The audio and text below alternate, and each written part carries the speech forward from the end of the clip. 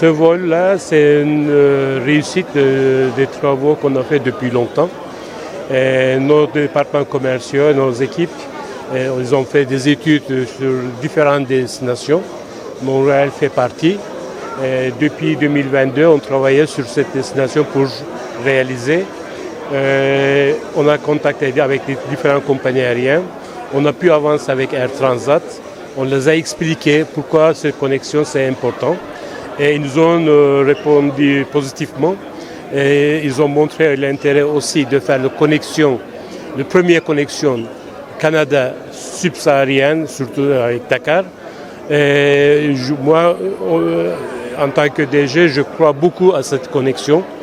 Je vois beaucoup d'intérêt des Canadiens, aussi bien des Africains qui sont au Canada.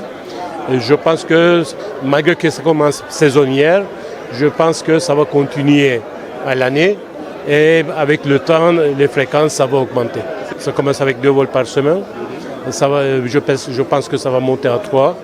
Et le demain, ça sera très fort. Et déjà, avec le premier vol, on le comprend. Il est venu plein, il part plein. Donc, je pense que c'est une bonne opportunité pour les Africains et pour les Canadiens sur l'Afrique de l'Ouest et le Canada. Et au départ, il y a 150 passagers qui sont partis sur le parti économie. Et sur la business class, il y avait 8 passagers.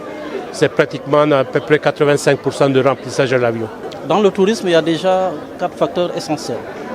C'est le transport, l'hébergement, la restauration, l'animation. Le transport vient en premier lieu parce que sans transport, il n'y a pas de flux.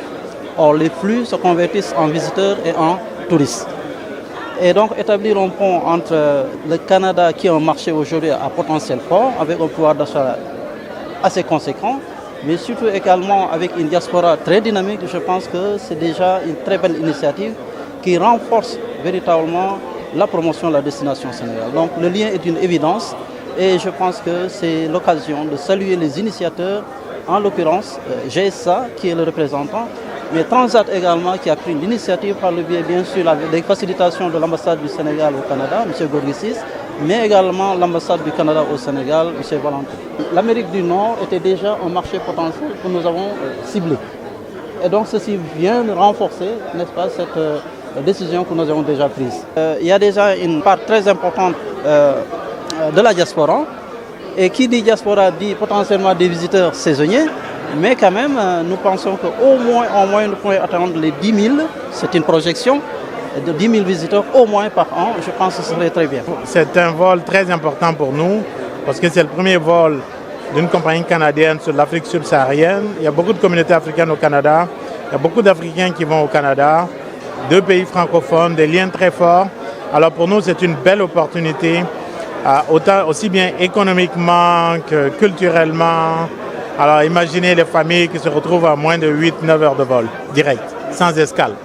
Alors c'est formidable. Donc il y a toujours un volet économique, mais il y a aussi un volet, je pense quand même, de rapprochement.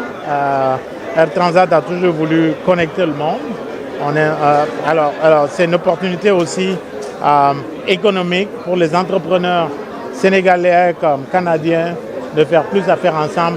Parce que quand tu as un vol direct, ça facilite les choses dans le monde des affaires.